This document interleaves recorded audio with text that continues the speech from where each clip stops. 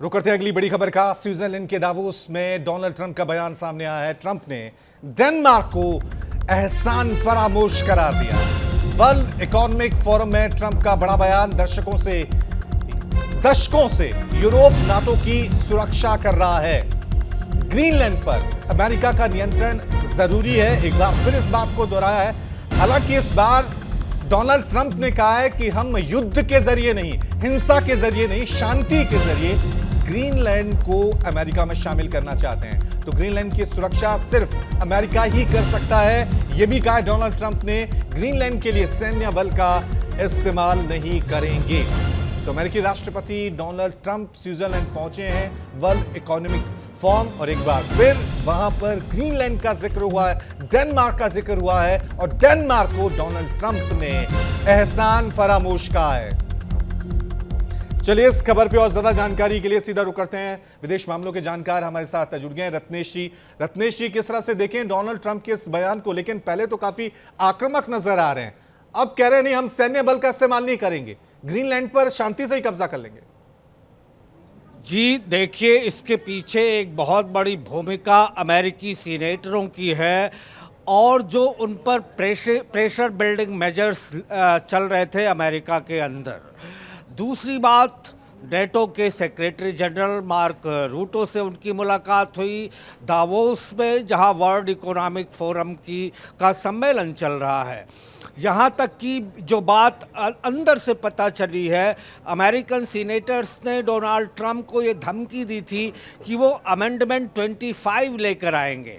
यहाँ पर ये ध्यान देना ज़रूरी है कि अमेंडमेंट 25 कहता क्या है। ये जब जॉन एफ कैनेडी की हत्या हुई थी, उसके बाद उपराष्ट्रपति को राष्ट्रपति बनाया गया था, तो ये कुछ पावर्स देती है उपराष्ट्रपति को। अमेरिकन सीनेटर्स उपराष्ट्रपति के पास एक प्रस्ताव लाते हैं कि राष्ट्रपति अपनी कार्य क्षमता में सफल नहीं हो रहे हैं और वो अच्छे से परफॉर्म नहीं कर रहे हैं, नतीजतन उपराष्ट्रपति को राष्ट्रपति बना दिया जाए।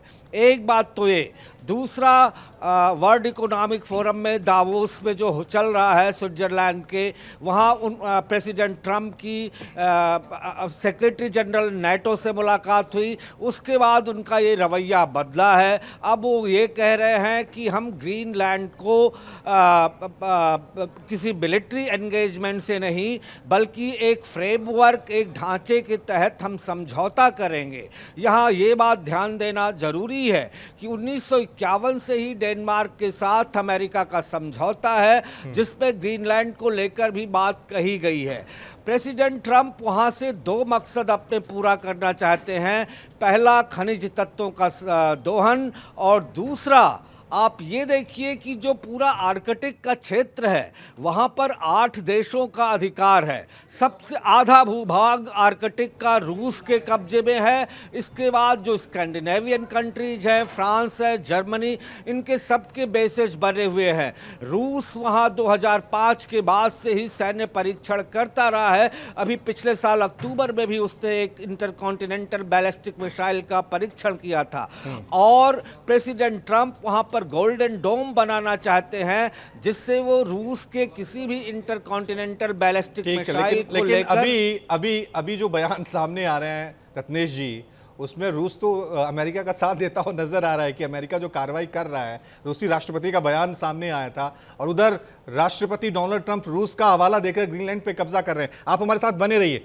बड़ी खबर ग्रीनलैंड को लेकर रूसी राष्ट्रपति ने अपना रुख साफ किया है कि हमारे किसी भी काम का नहीं है ग्रीनलैंड का ये मुद्दा।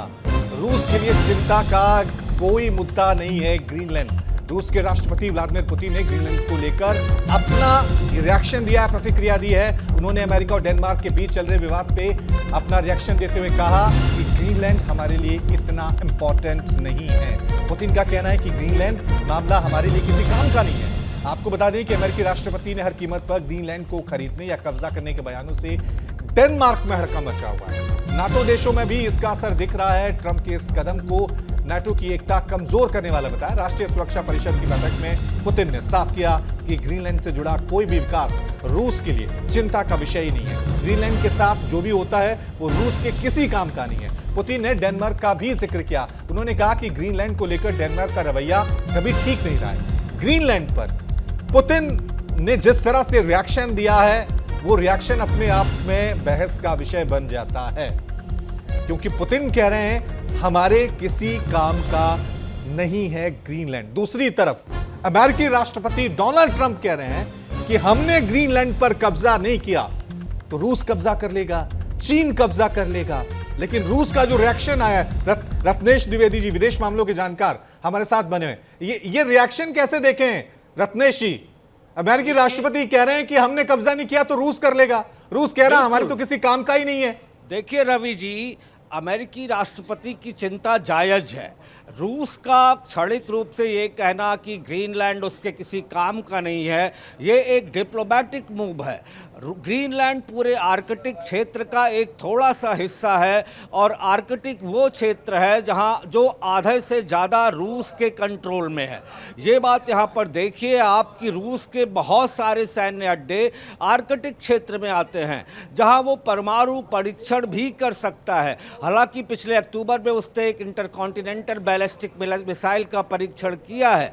डोनाल्ड ट्रंप का डर ये है कि उन्हीं आर्कटिक के क्षेत्र से अगर इंटरकॉन्टिनेंटल बैलिस्टिक मिसाइल अमेरिका के सैन्य क्षेत्रों की तरफ छोड़ी जाती हैं तो वो ग्रीनलैंड के ऊपर से गुजरेंगी।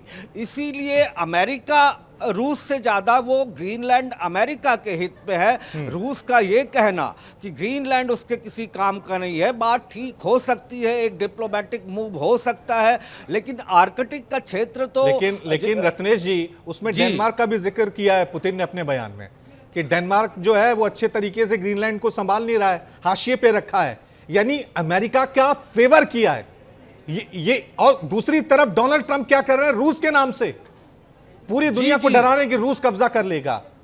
तो ये स्थिति स्पष्ट हो गई है ना कि डोनाल्ड ट्रंप का इरादा क्या है और रूस इसको लेकर क्या सोचता है।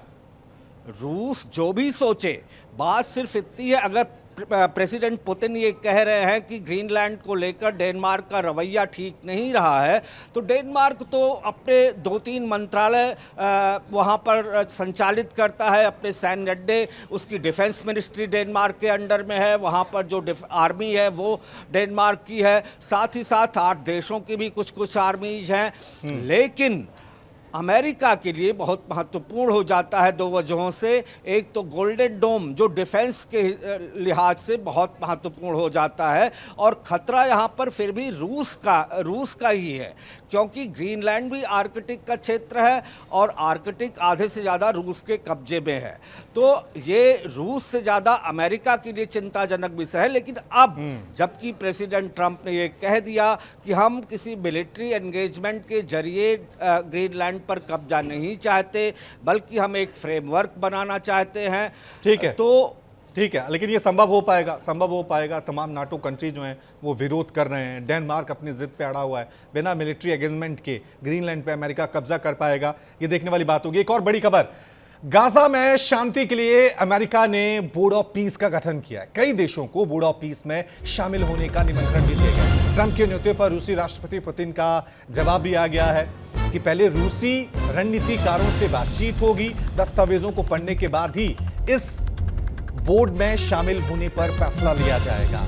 तो अमेरिकी राष्ट्रपति डोनाल्ड ट्रंप ने बोर्ड ऑफ पीस का गठन किया है। उन्होंने अलग अलग देशों को इस बोर्ड में शामिल होने का निमंत्रण दिया, न्योता दिया है। जिन देशों को न्योता मिला है उसमें रूस भी शामिल है। हालांकि रूस की तरफ से अभी अपनी स्थिति स्पष्ट और साफ नहीं की गई है। उन्होंने कहा कि वे बोर्ड ऑफ पीस में शामिल होने के लिए रूस की जो तमाम थिंकर्स हैं, स्ट्रेटेजिस्ट हैं, उनसे बातचीत होगी, मीटिंग होगी, उसके बाद ही हम अपनी स्थिति स्पष्ट करेंगे। सीधा रुक करते हैं, रत्नेश जी हमारे साथ लगातार बने। रत्नेश जी, जो बोर्ड ऑफ पीस का गठन किया अमेरिका ने, हालांकि पता है कि अमेरिका कोई भी कदम उठाता है, कोई भी संघ, कोई भी कमेटी जब बनाता है उसका मकसद अपना ही होता है। किस तरह से देखें ये बोर्ड ऑफ पीस का गठन? अलग अलग देशों को निमंत्रण दिए जा रहे हैं, लेकिन किसी बड़े मुल्क ने अभी इसका निमंत्रण स्वीकार नहीं किया है। देखिए, इजराइल ने स्वीकार कर लिया है, जिसको लेकर ये गजा पीस बोर्ड बनाया जा रहा है। बावजूद इसके कि अभी भी हमास और इजराइल के बीच संघर्ष विराम पूर्ण रूप से लागू नहीं हुआ है और अभी ही इजराइल ने लेबनान पर एयर स्ट्राइक की है। ये तो रही एक बात सॉरी। दूसरी बात, गजा पीस बोर्ड को जो एक्सपर्ट्स हैं वो ये मान रहे हैं कि ये जो यूनाइटेड नेशन की के पीस एफर्ट्स हैं उसके समानांतर संस्था डोनाल्ड ट्रंप बना रहे हैं। तीसरी बात, प्रेसिडेंट पुतिन का कहना है कि हमने ये प्रस्ताव कि प्रेसिडेंट पुतिन को शामिल होना चाहिए या नहीं, ये विदेश मंत्रालय के पास भेज दिया है और विदेश मंत्रालय उस पर फैसला करेगा एक उचित समय पर। ये यहाँ पर ध्यान देने योग्य बात है कि वो उचित समय कौन सा होगा, क्योंकि पुतिन ज़्यादातर अमेरिका के फेवर में कोई डिसीजन लेने से बचते हैं, क्योंकि कई जगहों पर वो आमने सामने होते हैं, चाहे रशिया यूक्रेन का मामला हो या इंटरनेशनल फोरम्स हो, यूनाइटेड नेशन सिक्योरिटी काउंसिल की बात हो। तो वो उचित समय कब आएगा जब प्रेसिडेंट पुतिन और या ना कहेंगे। भारत के नजरिए से देखें रत्नेश, तो कैसे कहें, क्योंकि निमंत्रण तो भारत को भी मिला है। देखिए, गजा पीस बोर्ड एक अच्छी मुहिम है।